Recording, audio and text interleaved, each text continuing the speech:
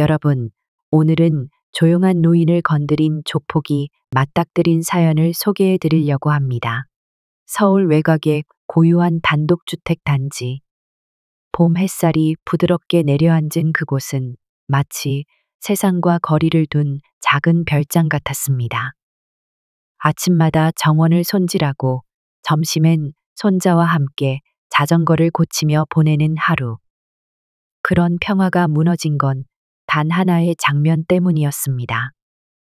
작은 동네 호프집 앞에서 벌어진 한 남자의 무례한 행동. 자전거를 차버리고 사람을 밀치고 니사피 손님이 온다며 어르신을 모욕하는 젊은 남자. 그의 이름은 정시호, 스스로를 맴지 세대의 리더라 부르던 인물이었지요. 하지만 그날 그는 몰랐습니다. 자신이 발로 찬 자전거의 주인이 누구였는지를, 그리고 그 옆에서 조용히 서 있던 노인이 어떤 사람이었는지를요. 제 이름은 강철민입니다. 올해로 83이고 지금은 서울 외곽의 단독주택 단지에서 조용히 살고 있습니다. 흔히들 노년이라 하면 병원 출입이 잦고 사회와 멀어져 사는 시기로 생각하지만 저는 조금 다릅니다. 그 이유를 말하려면 제 과거를 먼저 꺼내야 할 것 같습니다. 저는 한때 은둔의 투자자로 불렸던 사람이었습니다. 젊었을 때부터 일본과 홍콩을 오가며 금융 관련 사업을 했고 IMF 직후에는 국내 구조조정 기업에 투자하면서 급속도로 몸집을 불렸습니다. 대기업 계열사 몇 곳에 숨겨진 2대 주주였고 제 이름이 공개된 적은 없지만 저를 아는 사람들은 제 영향력을 잘 알고 있었습니다. 그런 저에게도 변화는 있었습니다. 아내가 세상을 떠난 뒤로 저는 더 이상 돈의 흐름이나 숫자에 관심이 없어졌습니다. 딸 하나, 손자 하나 남겨진 가족과 함께하는 시간이 그 무엇보다 소중해졌기 때문입니다. 그래서 모든 자산 관리는 딸 윤미정에게 넘겼고 저는 그날부터 칼같이 정해진 일상만을 반복하는 삶을 선택했습니다. 새벽엔 정원을 돌보고 오전엔 마을 슈퍼에 들러 식재료를 사고 오후엔 손자 도윤이와 자전거를 고치고 저녁엔 클래식 음악을 들으며 책을 읽습니다. 그렇게 보내는 나날이 제겐 더없이 평화롭고 감사한 시간이었습니다. 사람들은 부에 대해 자꾸 소유로 말하지만 저는 그런 생각을 오래전에 접었습니다. 진짜 부는 불안하지 않은 하루를 반복할 수 있는 권리라는 걸 알게 된 뒤부터 저는 제 시간을 스스로 조율하는 법을 더 중요하게 여기게 됐습니다. 하지만 세상은 늘 예상치 못한 방식으로 균형을 깨뜨리는 법이지요. 그날도 저는 슈퍼에서 장을 보고 돌아오던 중이었습니다. 골목 어귀, 새로 생긴 호프집 앞에 사람들이 모여 있었고 안에서는 요란한 음악 소리가 흘러나오고 있었지요. 그 가게는 개업한 지 얼마 되지 않은 곳이었고 낮보다 밤에 더 붐비는 이상한 가게였습니다. 그 앞에서 누군가가 소리쳤습니다. 이 자전거 누구 겁니까? 길 막잖아요. 순간 그 말에 마음이 철렁했습니다. 그 자전거는 도윤이가 타고 다니던 빨간색 자전거였거든요. 8살 생일 선물로 제가 직접 고른 것이기도 했고요. 급히 걸음을 옮겨 호프집 앞으로 다가갔습니다. 그 남자는 자전거를 발로 톡톡 차더니 얼굴에 짜증을 가득 담고는 벽에 밀쳐버렸습니다. 저는 조용히 다가가 그의 어깨를 툭 건드렸습니다. 자네, 그 자전거. 내 손자 거네. 그가 돌아보더니 피식 웃었습니다. 아, 어르신 거였어요? 식서티 손님 오거든요. 길 비켜주시죠. 말투는 공손했지만 눈빛은 그렇지 않았습니다. 순간 뒤에서 몇 명이 더 몰려나왔고 누군가는 제 팔을 툭툭 건드리더니 균형을 잃게 만들었습니다. 저는 중심을 잃고 바닥에 넘어졌고 오른쪽 갈비뼈에서 묘한 통증이 올라왔습니다. 그렇게 저는 응급실로 실려가게 됐습니다. 의사는 갈비뼈 골절이라 했고 며칠간 움직이지 말라고 했습니다. 딸 미정은 화가 잔뜩 난 얼굴로 병원에 찾아왔습니다. 아빠, 이게 말이 돼요? CCTV도 있다면서요. 경찰은 뭐래요? 정황이 부족하대. 내가 먼저 손댄 걸로 보인다고 하더구나. 이거 그냥 못 넘기죠. 그냥 가게 하나 문 닫게 하는 선에서 끝낼 문제 아니에요. 미정은 이 바닥을 압니다. 숫자, 돈, 시장, 언론, 여론까지. 그런데 저는 그 순간 문득 생각이 들었습니다. 내가 그냥 늙은 퇴직자였다면 저들은 나를 깔보고 모욕하고 영원히 사라질 일 없는 작은 상처 하나 남기고 지나갔을 겁니다. 하지만 내가 여전히 이름을 남기지 않고 움직이는 사람이라면 이야기는 달라집니다. 내가 가만히 있으면 나 자신은 지킬 수 있을지 몰라도 도윤이의 미래는 언제 또 다른 모욕에 노출될지 모릅니다. 가끔은 누군가를 위해 다시 물 위로 올라와야 하는 법이지요. 병원 침대에 누워 있는 동안 저는 내내 그 남자의 얼굴을 떠올렸습니다. 날 밀쳤던 그 젊은 남자. 웃고 있었지요. 뭔가를 이긴 사람처럼. 몸이 아픈 것보다 그 표정이 더 오래 남았습니다. 이틀 뒤 퇴원하면서 저는 처음으로 그 가게 앞을 다시 찾았습니다. 별다른 이유는 없었습니다.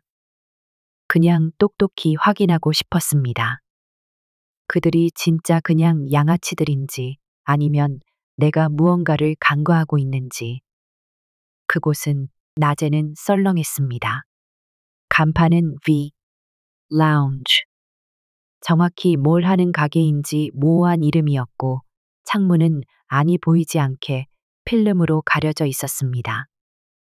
가게 문을 열고 안을 들여다보니 중년 남자 둘이 앉아 노트북을 보고 있었고 바 안쪽에서는 누군가 전화 통화를 하고 있었습니다. 그때였습니다. 어깨에 명품 가방을 메고 머리에 모자를 눌러쓴 청년이 가게 안으로 들어왔습니다. 아주 반듯한 외모였고 허리에 명찰처럼 작은 금색 네임 패치를 달고 있었습니다. 그게 그날 나를 밀쳤던 남자였습니다. 그가 저를 보고 잠시 멈췄습니다. 눈빛에서 알아보는 기색이 분명하게 지나갔습니다. 하지만 그는 아무렇지도 않게 고개를 끄덕이고는 제 옆을 지나 카운터로 향했습니다. 오늘 예약 몇 팀이죠? 3팀인데 하나는 무산됐습니다. SNS 광고는 올렸어? 네. 리크루팅도 같이 돌리고 있어요. 그 대화를 듣는 순간 단순한 술집은 아니라는 확신이 들었습니다. 그들은 술을 파는 것보다 사람을 모집하고 있었고 어딘가에 끌어들이는 작업을 하고 있었습니다.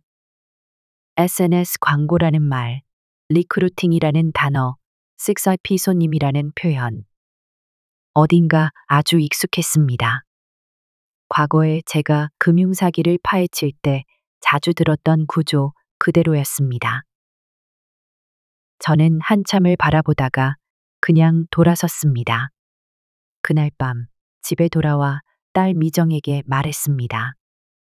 이건 단순한 동네 술집 문제가 아니다. 그 사람들 이름 아세요? 그 남자 이름이 정시호야. 자기 이름 걸고 SNS에 꽤 활발하게 활동하더군. 정시호, 어디서 많이 들어봤는데. 미정은 바로 휴대폰을 꺼내 검색했습니다. 잠시 후 그녀가 휴대폰을 제게 보여줬습니다. 영상 속 정시호는 무대 위에 서 있었습니다. 마이크를 들고 지세대를 위한 기회, 청년 자산혁명 같은 단어를 외치며 수십 명 앞에서 연설을 하고 있었습니다. 그 옆에는 깔끔한 복장을 한 청년들이 줄지어 서 있었고 화면 아래엔 브랜딩 플랫폼 대표 정시호라는 자막이 붙어 있었습니다. 그 영상 밑에는 수많은 댓글이 달려 있었습니다. 우리 대표님 최고, 형님 한 번만 기회 주세요. 같이 갑시다, 형님. 아무래도 이건 젊은 층을 상대로 한 일종의 이미지 기반 커뮤니티 비즈니스 같았습니다. 겉으론 스타트업이고 브랜딩이고 코치고 뭐고 다 말하지만 실상은 명확하지 않은 구조의 리크루팅과 세일즈였습니다. 조금만 더 들어가면 다단계 혹은 불법 도박과도 연결될 가능성이 보였습니다. 그날 밤 저는 오랜 친구에게 전화를 걸었습니다. 형우야, 나 철민이네. 한 사람 좀 봐줘야겠다. 그래, 내 목소리 오랜만이네. 누구야? 정시호. 나이 30쯤 될 거고, 위. 라운제라는 술집을 운영해. 내가 보기엔 단순한 장사가 아니야. 알겠다. 바로 확인해 볼게. 그렇게 조영우가 움직이기 시작했습니다. 형우는 저와 마찬가지로 오래전부터 이 바닥에서 함께했던 동료였습니다. 지금은 민간 정보조사 기관에서 고문 역할을 하고 있었고 웬만한 정부 인맥보다 더 깊은 정보망을 가지고 있었습니다. 며칠 후 형우는 저를 직접 찾아왔습니다. 내 말이 맞더라. 시호라는 친구, 정식 사업자로 등록돼 있긴 한데 자금 출처가 불분명해. 그리고 그 가게. 거기서 리크루팅한 애들 중 하나가 지난달 경찰에 신고를 넣은 적 있어.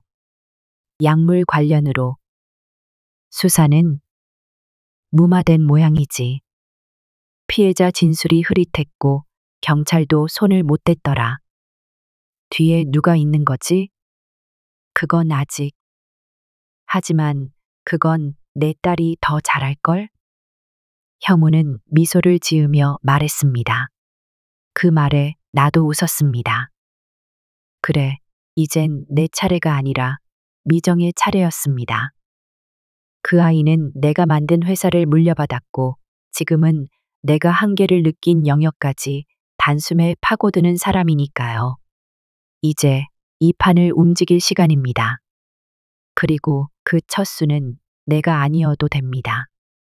조영우는 확실한 사람이었습니다. 한때는 정보기관 실무자였고 지금은 민간 정보 분석 쪽에 몸을 담고 있지만 그 촉과 기술은 여전히 살아 있었습니다. 그가 자료를 정리해 보내온 날, 저는 혼자 서재에 앉아 프린트를 펼쳐놓고 천천히 읽었습니다. 정시호, 33, 브랜딩 스타트업 대표, V, 라운실 운영자, 고졸 학력, 군 면제, SNS 인플루언서. 표면적으로는 그럴싸한 말들로 포장돼 있었지만 들여다보면 구멍이 많았습니다. 사업자 등록은 돼 있지만 매출과 세금 신고가 불일치했고 투자받았다는 이력도 정확히 확인되지 않았습니다. 그의 이름으로 된 사업체는 무려 7개. 대부분 짧은 기간 안에 개업과 폐업을 반복하고 있었고 법인 계좌로 입금된 금액 중 상당 부분이 현금 인출된 기록만 남아 있었습니다. 형우는 그를 일컬어 이렇게 말했습니다. 표면은 합법인데 돈의 흐름은 비정상적이다. 누군가의 전형적인 앞잡이 유형이지. 그 한마디에 저는 이게 생각보다 더 큰 판일 수 있음을 깨달았습니다. 형우는 추가로 시호의 SNS 커뮤니티를 분석한 자료도 건넸습니다. 팔로워 수는 11만. 주된 콘텐츠는 자기계발, 브랜딩, 성공 멘토링, 사장되는 법.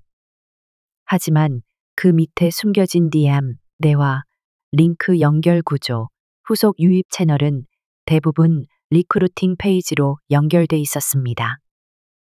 회원 중 일부는 10대 후반과 20대 초반, 취업에 어려움을 겪는 청년들이 다수였고, 위 라운지를 통해 설명회 혹은 일일 투자 브리핑을 받았다는 정황이 확인됐습니다.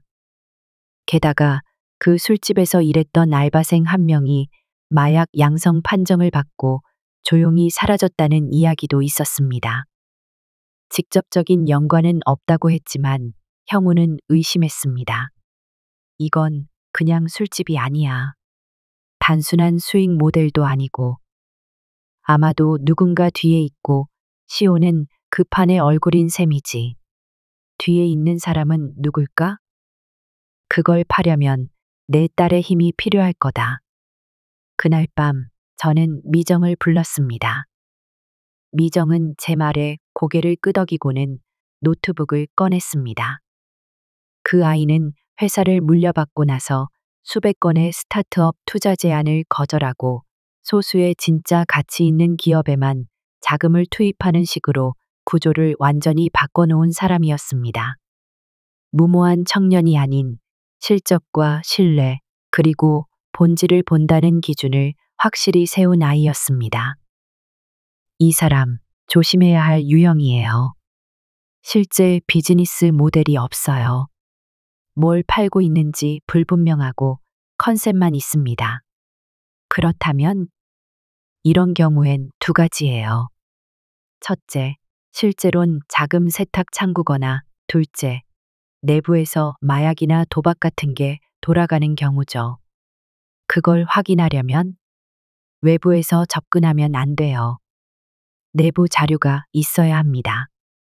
혹은 이들이 자금 협조를 받아보려 할 만한 투자 루트를 열어줘야 해요. 그날 이후 미정은 조용히 움직이기 시작했습니다. 투자사 내부 전략회의에서 브랜딩 스타트업 청년 창업 특화 지원이라는 이름으로 한정 심사를 걸었고, SNS 홍보를 통해 청년 대표들의 참가 신청을 유도하기 시작했습니다. 그리고 예상대로 그 안에 정시호의 회사 이름이 들어왔습니다. 시호는 멋진 발표 자료와 영상 링크, 팔로워 수, 성공 사례라며 블로그 후기를 묶은 서류까지 함께 보냈습니다. 그의 자료는 언뜻 보기엔 매력적이었지만 실체가 없다는 건 조금만 들여다보면 알 수 있는 수준이었습니다. 우리는 그걸 그대로 받았습니다. 그리고 다음 회의에 정시호를 직접 초청하기로 결정했습니다. 이제 그를 직접 만나서 묻고 확인할 차례였기 때문입니다. 다만 그 전에 우리는 한 가지 작업을 더 했습니다. 그의 통장 흐름 중 가상화폐 거래소를 통해 들어온 입금 내역을 추적했고 거기서 심각한 문제 하나를 발견했습니다. 그가 관리하는 가상자산 지갑 주소 일부가 이미 범죄 금융계좌와 교차 거래 이력이 있었다는 점. 그리고 거래소 내에서 이미 내부 모니터링 대상이었던 사실이 확인된 것입니다. 즉, 우리는 이미 그를 걸 수 있는 명확한 근거 하나를 확보한 셈이었습니다. 이제 더 이상 기다릴 이유는 없었습니다. 그 아이의 허세와 포장 속에 무엇이 있는지, 그 손끝으로 들고 다니는 명품 가방 안에 진짜가 들어있는지, 한번 아주 조용하게 그리고 확실하게 벗겨볼 계획이었습니다. 미정이는 딱히 표정을 많이 드러내는 스타일은 아니었습니다. 예전부터 그랬습니다. 감정을 앞세우기보단 수치와 구조, 흐름을 먼저 보는 아이였지요. 댁에서 사업체를 물려받고 난 뒤로는 더더욱 단단해졌습니다.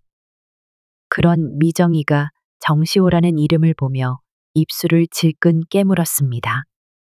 가짜는 냄새가 나요. 이 사람은 어디에 던져도 사라질 수 있는 존재예요.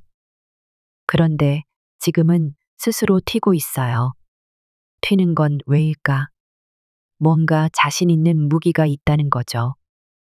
그게 조직이든 자금이든 뒷배든 간에. 그날 이후 미정은 사무실 회의실을 봉인하고 자신의 팀 몇 명과 함께 직접 기획안을 짰습니다. 청년 스타트업 지원이라는 타이틀은 단순한 미끼였습니다. 그 아래에 놓인 진짜 목적은 정시호의 말과 숫자, 그리고 사람을 파악하는 것이었고, 우리는 그 사람들을 만날 준비를 하고 있었습니다. 정시호 측에서는 매우 빠르게 회신이 왔습니다. PT를 하겠다는 날짜, 발표자 명단, 그리고 투자 요청 금액. 금액은 3억 원이었고, 계획서에는 콘텐츠 브랜드 사업, 지세대 멘토링 프로그램, 라이브 트레이닝 같은 단어들이 줄지어 나열돼 있었습니다. 하지만 매출에 대한 수치는 없었습니다. 지출 내역도 추상적이었고 직원 구조도 파트너십 형태의 협업 인력이라 되어 있었습니다. 결국 아무도 정식 고용된 인원이 없다는 이야기였습니다. 회의 당일, 저는 일부러 뒤쪽 좌석에 앉았습니다. 형식상 초대받은 외부 인사라는 명분으로 말이지요.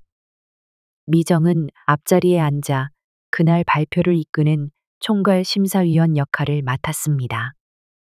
정시호는 예상보다 훨씬 깔끔한 모습으로 나타났습니다. 맞춤 슈트에 고급 시계, 번들거리는 머리, 밝은 미소. 그리고 그 옆에는 자신을 브랜드 매니저라 소개한 여성이 함께 있었습니다. 그녀는 시작부터 쉴 새 없이 말을 쏟아냈고 시호는 때때로 시선을 맞추며 고개를 끄덕였지요. 하지만 미정은 발표가 끝나자마자 조용히 물었습니다. 직원 수가 없다고 하셨는데 그럼 고정 인건비도 없으신 건가요? 네, 저희는 파트너십 형태로 운영되고 있어서요. 그럼 세금 처리는 어떻게 하시나요? 외부 세무대행사에 맡기고 있습니다. 혹시 그 세무대행사 명칭 여기 적어 주실 수 있나요? 잠깐의 침묵이 흘렀고 시호는 웃으며 넘기려 했습니다. 아, 그게 매번 바뀌어서 정확한 명칭은 지금은 기억이 안 나네요. 미정은 미소를 지으며 고개를 끄덕였습니다. 괜찮습니다. 자료로 제출해 주셔도 되고요. 그리고 마지막으로 하나 더요. 지금 운영 중이신 V 라운지 가게의 월 평균 수익을 말씀해 주시겠습니까? 그 순간 시호의 눈빛이 미세하게 흔들렸습니다. V 라운지요? 아, 그건 제가 직접 운영하는 건 아니고요.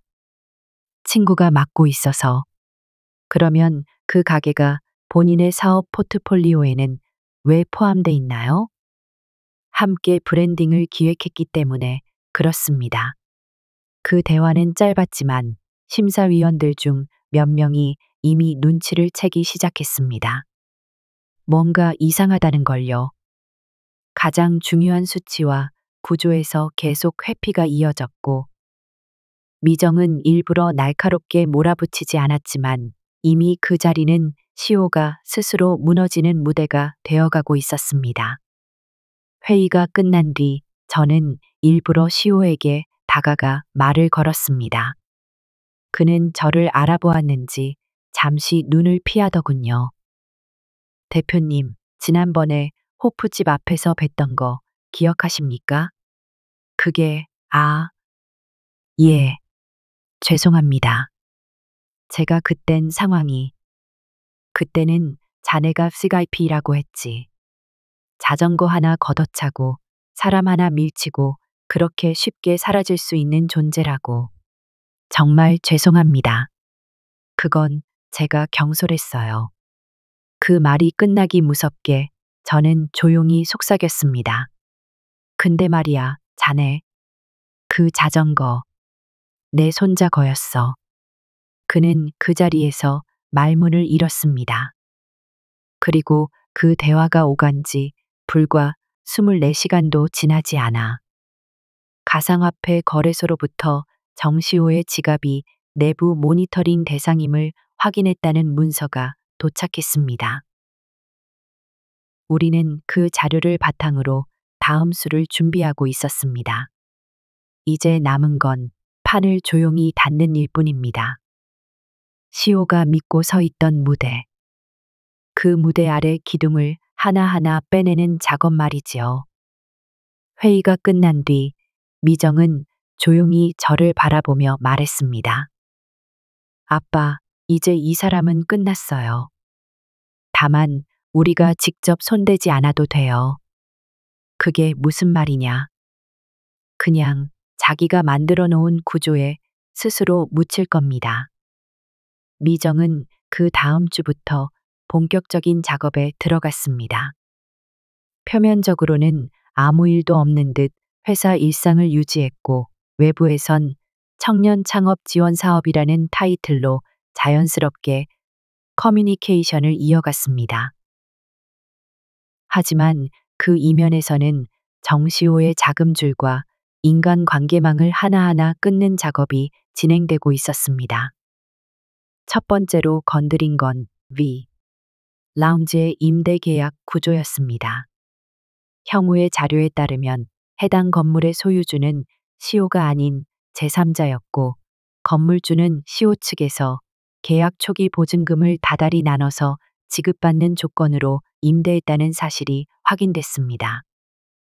미정은 해당 건물주의 부동산 업체를 은밀히 찾아가 임대 계약이 세금 문제로 위험 요소가 있다는 점을 비공식 제보 형태로 흘렸습니다.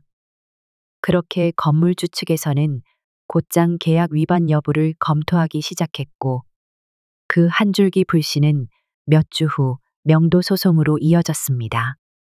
두 번째는 정시호의 거래처였습니다. 시호는 자신을 중심으로 수십 개의 파트너 기업을 내세우고 있었지만, 실상은 대부분 일회성 협업 관계였고, 진짜 지속적인 거래처는 단 3곳뿐이었습니다.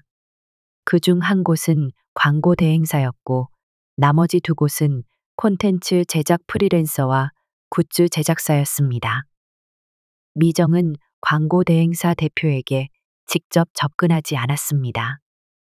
대신 자사의 투자 포트폴리오 중 하나인 미디어 회사를 통해 해당 대행사의 계약 안정성을 문제 삼는 메일을 보냈고, 곧바로 그 회사는 V 라움 측과의 계약을 잠정 중단했습니다. 굿즈 제작사 쪽에도 내부 직원이 접근해 시호 측이 미납금 문제로 거래처 리스크가 크다는 루머를 은근히 흘렸고, 결국 3곳 모두 한 달 이내에 시호 측과 거래를 끊었습니다. 그러던 중 하나의 사건이 터졌습니다. V 라운지에서 주말마다 열리던 식사피 투자 브리핑 모임에 참여했던 대학생이 자신의 SNS에 피해 호소 글을 올린 것입니다. 나는 단지 브랜딩 교육을 받으러 간 줄 알았다. 그런데 이상한 약을 권유받았고 영업을 강요받았다.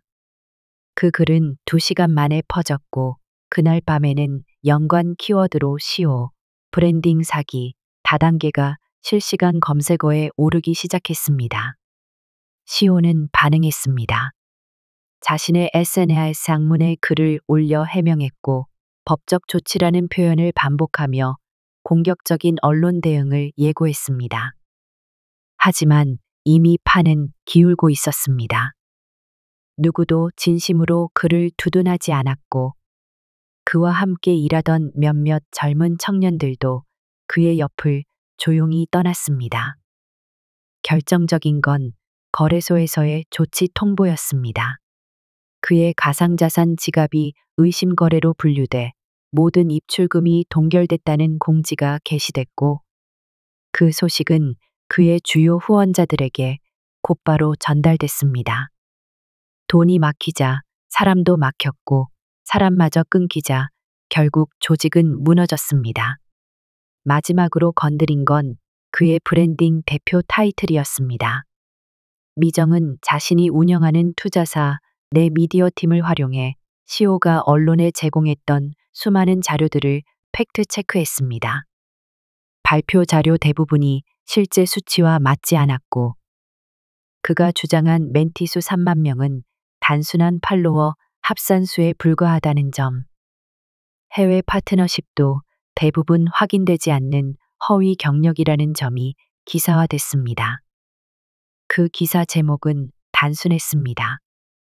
명함만 CEO, 숫자 없는 리더. 정시호의 민낯. 그 기사는 하루 만에 30만 뷰를 넘겼고, 그가 만들어 놓은 브랜드는 순식간에 조롱의 대상이 되었습니다. 저는 다시 정원으로 나와 바람을 맞았습니다. 도윤이는 자전거를 타며 환하게 웃었고, 그 웃음은 멀리서도 참 크게 들렸습니다. 모든 게 조용히 무너졌습니다. 총 한 발 없이, 소리 한 줄 없이. 그저 진짜 힘이란 무엇인지 모르는 사람들 앞에서 그들이 자랑하던 구조 자체를 조용히 제거했을 뿐입니다. 언론은 냉정했습니다. 한번 물기 시작한 표적은 끝까지 물어뜯었고, 그 대상이 젊고 화려하고 허상이 많을수록 더 뜨거웠습니다.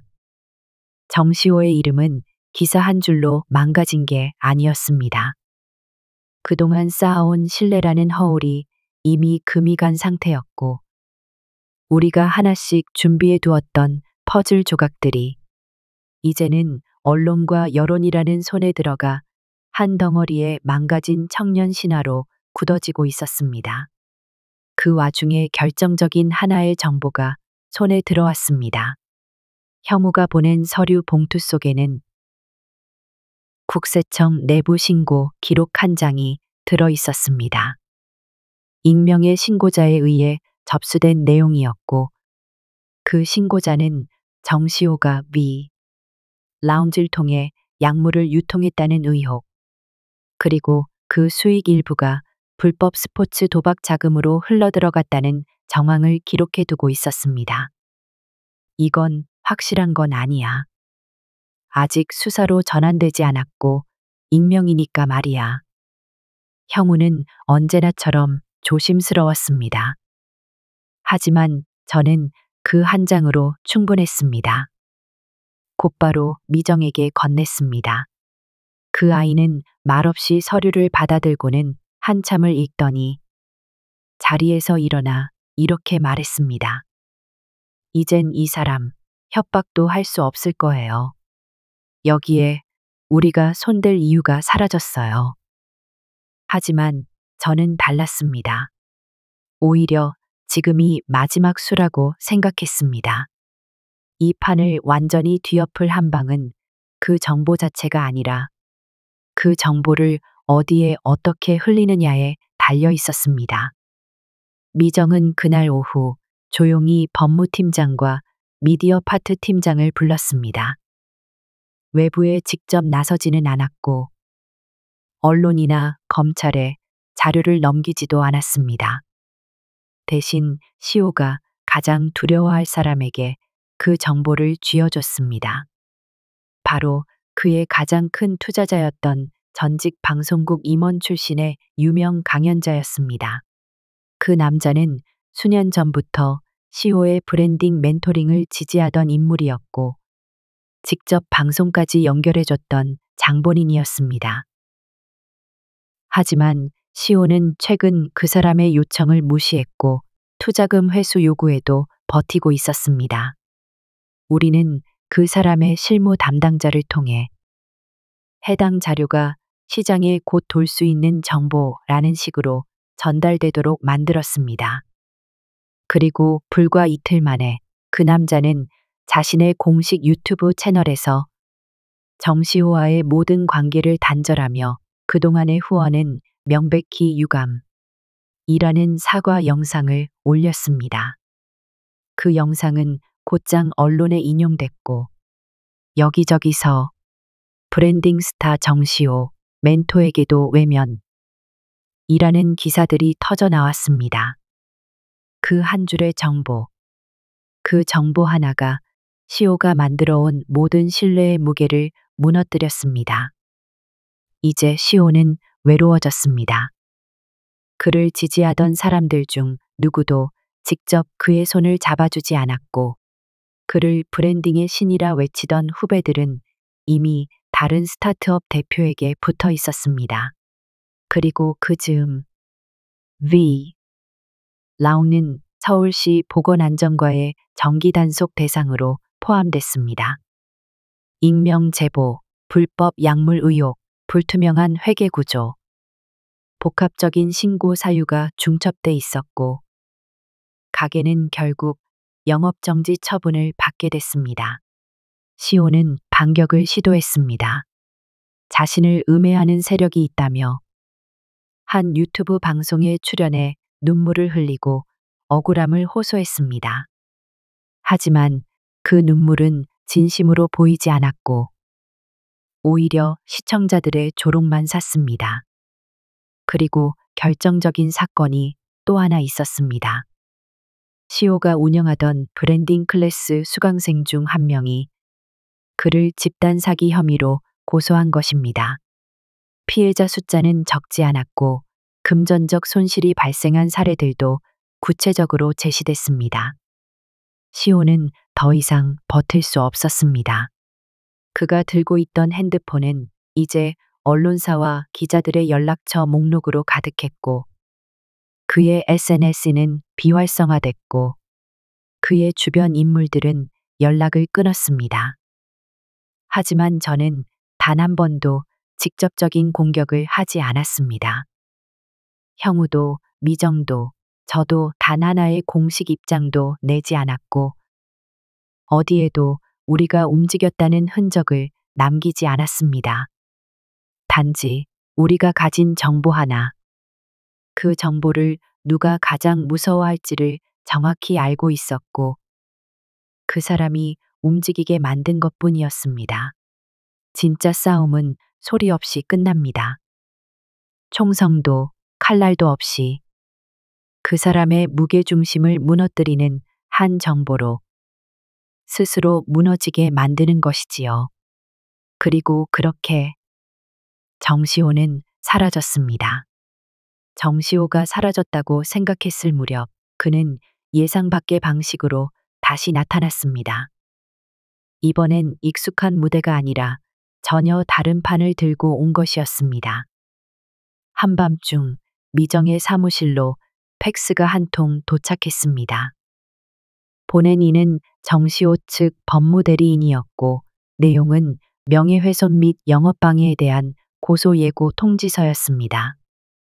표적은 저와 미정, 그리고 우리 회사였습니다. 그는 이제 피해자라는 옷을 입고 돌아온 것이었습니다. 온라인에서도 언론 조작, 투자자 배신, 악의적 여론몰이라는 키워드가 조용히 퍼져나가기 시작했고, 정시호를 안다고 밝힌 몇몇 인물들은 그를 몰락시킨 건 질투한 기업들, 이라는 식의 발언을 내뱉었습니다. 짧은 시간 안에 시호는 억울한 청년 사업가의 얼굴로 다시 조명받기 시작했습니다. 하지만 우리는 놀라지 않았습니다.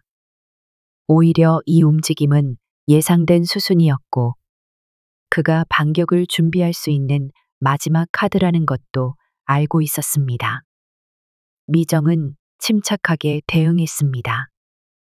회사 법무팀은 즉각적으로 사실 확인 자료를 정리했고, 그동안 확보해둔 계약서 위반 증거, 내부 녹취, 피해 진술서 등을 철저히 분류했습니다. 아빠, 시오는 지금 여론을 통해 수사 전환을 막아보려는 거예요. 그래봤자 오래 못 가겠지. 네, 하지만 이왕 이렇게 된 거면 더 확실히 끝내야죠. 며칠 후 미정은 시오 측에 공식 반론문을 보냈습니다. 거기엔 다음과 같은 내용이 담겨 있었습니다. 우리 회사는 어떠한 의도적 명예훼손이나 허위 정보를 유포한 사실이 없음. 관련 자료와 증거는 수사기관 제출을 전제로 보관 중이며 필요시 공개 가능. 시오 측의 모든 허위 주장에 대해 손해배상 반소를 준비 중임. 그리고 바로 다음 날 법무법인 은율의 이름으로 된 피해자 집단 고소장 사본이 언론을 통해 유출됐습니다. 시오를 상대로 금전 사기, 허위 투자 유도, 리크루팅 강요 등 7개 혐의로 접수된 내용이었고, 이 자료가 터지면서 시오의 반격은 거품처럼 꺼졌습니다. SNS에 퍼졌던 그의 옹호 게시물들은 빠르게 삭제됐고, 그를 변호하던 일부 투자자들은 입장을 바꾸거나 기록을 모두 지웠습니다. 그의 마지막 인터뷰 영상만이 유일하게 남았는데 그 안에서 그는 고개를 숙이고 있었습니다.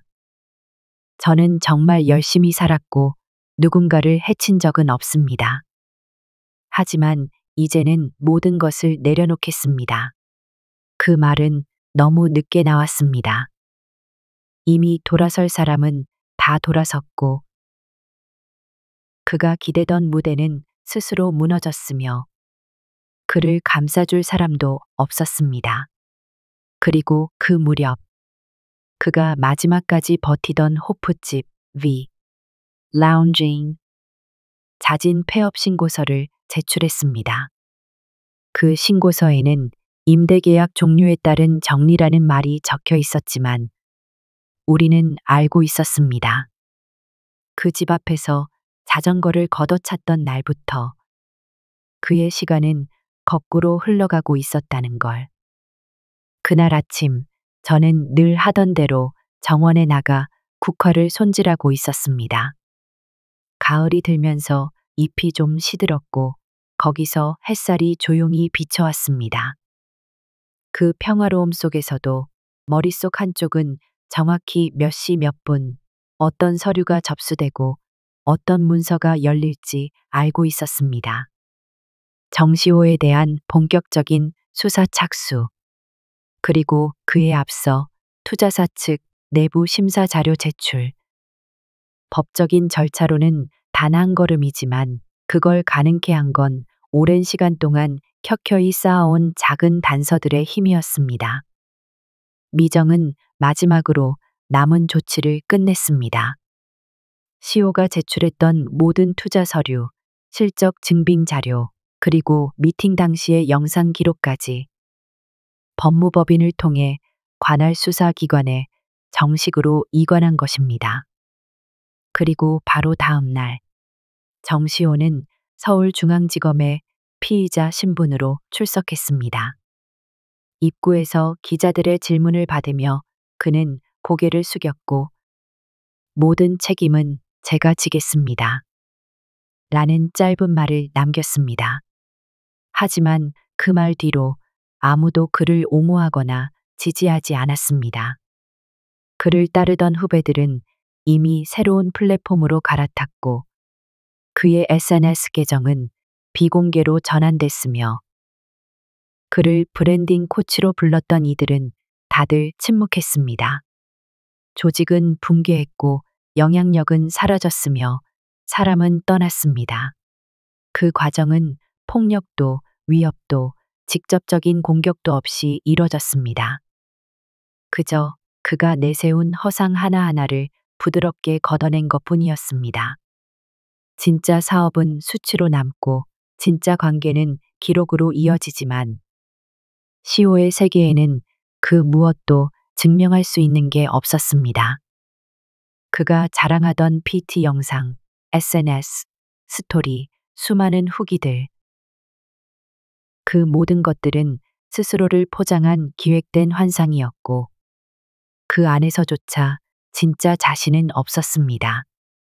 심판의 날은 그렇게 조용히 찾아왔습니다.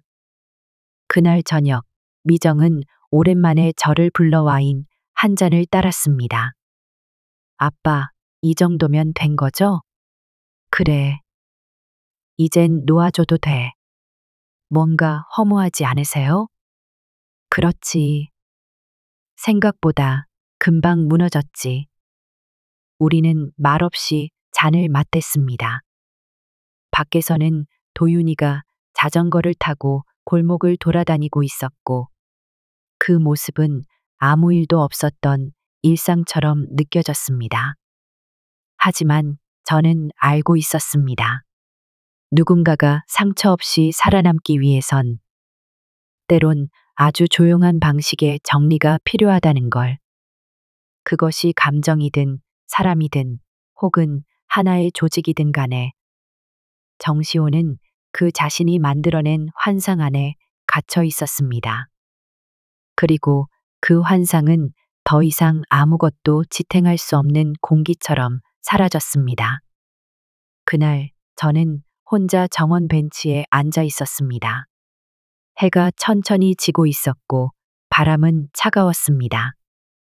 그저 한 사람을 지키고 싶었던 것뿐인데 그 끝은 한 세계의 종말로 이어졌습니다. 하지만 어쩌면 그게 가장 인간적인 결말일지도 모르겠습니다. 정시호라는 이름은 이제 신문 기사에서도 일산에서도 거의 사라졌습니다. 한때 수천 명이 따랐고 수많은 청년이 롤모델이라 불렀던 사람. 그가 떠난 자리는 조용했고 그의 흔적은 몇몇 아카이브 자료에만 남아 있었습니다. 그렇게 모든 게 끝난 듯 보였지요. 하지만 제 안에서는 조금 달랐습니다. 이 모든 사건을 시작하게 했던 건 그저 골목 어귀에서 자전거 하나를 걷어찬 일이었고, 그건 제 손자의 눈동자에서 비친 두려움에서 비롯된 일이었습니다.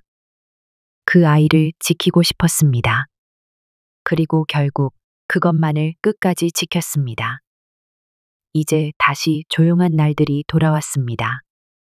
도윤이는 여전히 자전거를 타며 골목을 돌아다니고 이따금 넘어져 무릎이 까져도 울지 않고 일어섭니다. 그 아이는 아직 아무것도 모르겠지만 그 자전거를 뺏기지 않았다는 사실 하나만큼은 마음 어딘가에 남아 있을 겁니다. 미정도 일상으로 돌아갔습니다.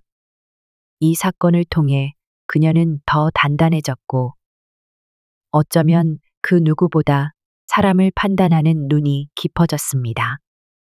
그 아이는 제 그릇을 이미 넘어섰고 이젠 제가 지켜볼 사람에서 제가 배워야 할 사람이 되었습니다.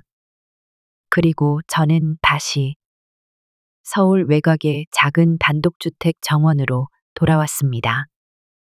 국화는 계절이 지나 잎이 떨어졌고 아직 시들지 않은 담쟁이 넝쿨이 옆 담장을 타고 천천히 흘러갑니다. 제가 할 일은 단순합니다. 낮에는 나무에 물을 주고 저녁에는 커피를 마시며 책을 읽습니다. 그 사이사이에 도윤이의 웃음소리가 들려옵니다. 가끔은 이런 생각도 듭니다. 시호 같은 사람은 우리 사회에 꼭 없어야 할 존재였을까? 아니, 어쩌면 그도 피해자였을지 모릅니다. 애초에 뿌리부터 왜곡된 구조 안에서 허상을 진실인 양 믿고 살아야 했던 사람. 진짜 어른을 본 적 없고 진짜 경고를 받아본 적도 없는 채 자란 아이. 그래서 저는 그를 미워하지 않습니다. 그저 멈췄을 뿐입니다.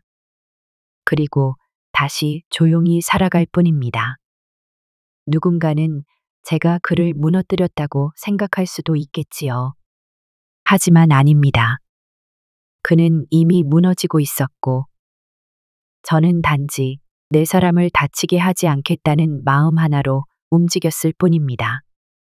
이제 겨울이 오면 국화는 모두 졌을 겁니다. 하지만 봄이 되면 다시 필 겁니다. 저는 다시 그 꽃을 돌볼 테고, 도윤이는 또 다른 자전거를 타게 될 겁니다. 모든 것이 제자리로 돌아온 지금, 저는 더 이상 바랄 것이 없습니다. 이제 다시 제 이야기를 마무리할 시간입니다. 돌이켜보면 이번 일은 단순한 갈등이 아니었습니다. 한 사람의 추락이 아니라 세상이 오래도록 외면했던 한 틈을 건드린 일이었습니다. 정시호는 제가 무너뜨린 게 아닙니다. 그는 자신이 쌓아 올린 허상의 무게를 감당하지 못한 채 스스로 무너진 겁니다. 저는 그저 거기에서 제 자리를 지켰을 뿐입니다. 손자를 지키기 위해, 딸을 돕기 위해, 그리고 무엇보다 제 삶의 균형을 잃지 않기 위해서 살아보니 진짜 힘이란 소리 지르며 누군가를 억누르는 게 아니었습니다. 사람을 움직이게 만드는 건 눈에 보이는 무기가 아니라 시간 속에서 증명된 신뢰와 일관성, 그리고 어느 누구에게도 보여주지 않아도 꺾이지 않는 중심이었습니다. 정시호는 그걸 몰랐습니다. 브랜딩, 트렌드, 숫자, 인맥, 그 모든 것을 이용할 줄은 알았지만 책임지는 법은 배우지 못했던 겁니다. 그리고 그것이 그를 지지하던 이들까지 떠나게 만든 이유였습니다. 지금도 여전히 젊은이들 중엔 시호 같은 길을 걷는 이들이 많습니다. 빠르게 부자가 되고 싶고, 화려하게 주목받고 싶고, 진실보다는 효율을, 관계보다는 팔로워 수를 더 중요하게 여깁니다. 하지만 언젠가는 그들도 알게 될 겁니다. 속도가 아니라 방향이 중요하고, 이미지가 아니라 진심이 중요하다는 걸. 저는 이제 나이 83입니다. 다른 일을 가르칠 위치도 아니고 누군가의 인생을 판단할 나이도 아닙니다. 그저 이 사연을 들려드림으로써 어쩌면 누군가의 판단에 작은 균열 하나쯤은 줄 수 있지 않을까 하는 마음뿐입니다. 끝으로 한 가지 말씀드리고 싶습니다. 사람은 말이 아니라 행동으로 증명되며, 권력은 위에서 누르는 것이 아니라 가장 아래에서 버틸 수 있을 때 비로소 생기는 것입니다. 저는 그렇게 믿고 살아왔고, 지금도 여전히 그렇게 살고 있습니다. 오늘도 정원에 나가 꽃잎 하나를 살피고, 도윤이의 웃음소리를 들으며 세상과 적당한 거리를 두고 살아갑니다. 그리고 그게 저에겐 이 세상 어떤 브랜딩보다 귀한 삶입니다. 오늘의 이야기 재미있으셨나요? 오늘도 귀한 시간 내어주시고 끝까지 시청해주신 구독자 여러분, 진심으로 감사드립니다.